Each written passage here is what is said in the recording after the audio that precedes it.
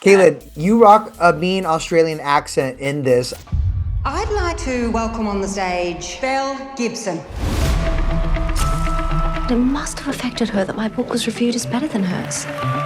I'm sorry, who's hurt? Milla. She was diagnosed with cancer. So she's consistently maintained. I have no reason to doubt her. How difficult was it to master that? I don't know if I mastered anything, but thank It was you for convincing saying to that. me. Okay, well, that means the world to me.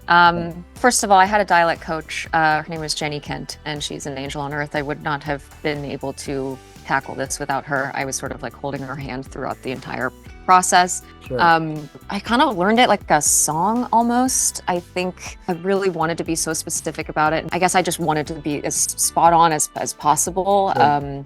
It was also helpful being around all of these Australians. So that was helpful to my ear. And then I would keep like the news just on at my apartment while I was like going over lines, and just having it as background noise was helpful. But yeah, it was definitely like the most challenging accent I've ever had to do for anything in my life. Loved the session. Full body goosebumps. Thanks for coming. Belle Gibson. The brain cancer. Great. Alycia, were you impressed? What'd you think of the accent?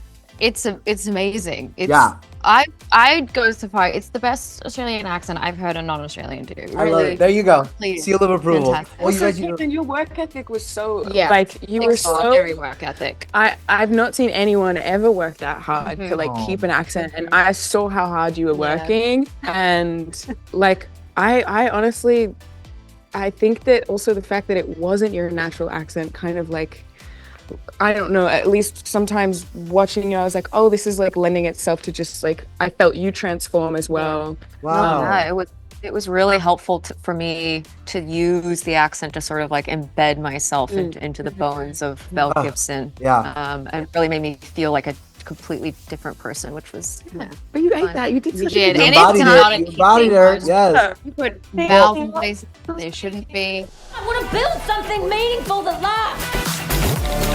I want to do an app. Belle Gibson. She just wants me to help her out a bit professionally. I have recently been diagnosed with a third of cancer. It has 90,000 likes. She does not have spleen cancer.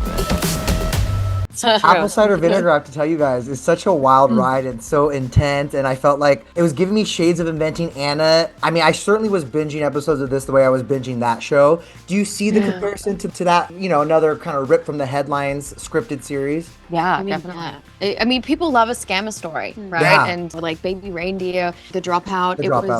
It's a fascinating psychology to try and understand of a person. Why would they do something like this? And for us, you know, in Australia, it was a huge story here. Like Belle Gibson's story was extraordinary. And now, I mean, it was also a very global story. She was, as terrible as she was, the things she did, she was incredibly impressive. You know, she was a businesswoman at the early days of social media. And so it's fascinating to watch the rise and fall, and especially the rise and fall of the wellness influencer in general. That's such an interesting time in our lives, I think, when that was happening.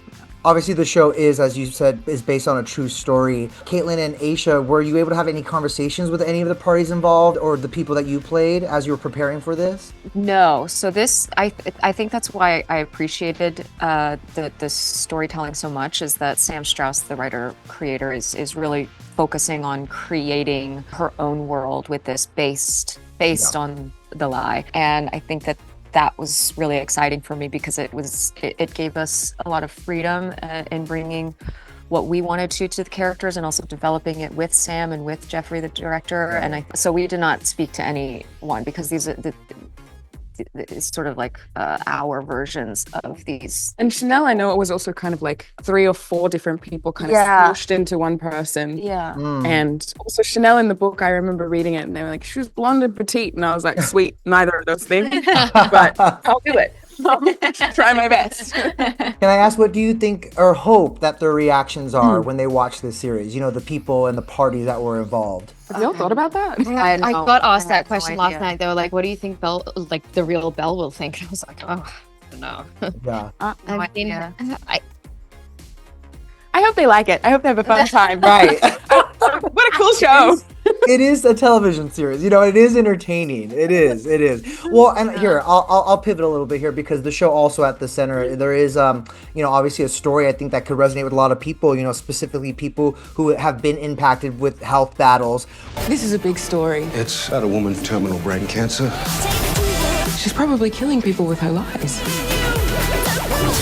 Lucy idolizes her. I don't want to be messed around by more doctors. What emotions did you experience portraying this story, and how challenging was it to really kind of deliver on the emotional part of it, knowing that it's also based on truth? This story was also very personal to me. My mom was dealing with stage 4 breast cancer when I was shooting the show, and she had been dealing with it for 14 years, and I know what that struggle feels like. And so Right. the Milla storyline, it really hits home for me. I think it's really important to show the sort of toll it can take on a family and can take on a young woman, and Yeah. someone who's just trying to fight for her life and trying to be her own advocate. And so I think that was a bit, like, honestly, your storyline was a big, even though I was going to be playing Belle, I thought her storyline was a really important one to showcase into the world, because I don't know if that's like the world of cancer in that way, and trying to look for other answers is really talked about in such a raw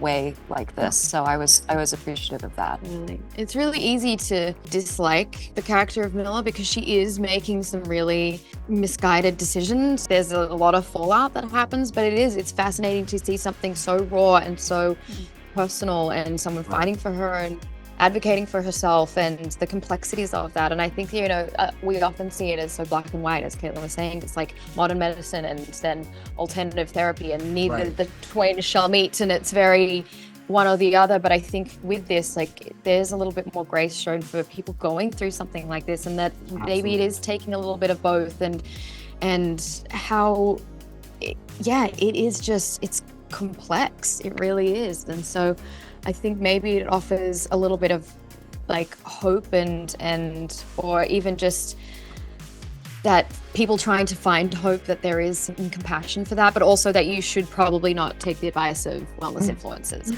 and that is also a dangerous territory. Yeah. But let me just say it was beautifully done. So congratulations. You guys should be very proud. Thank you so much. Thank you.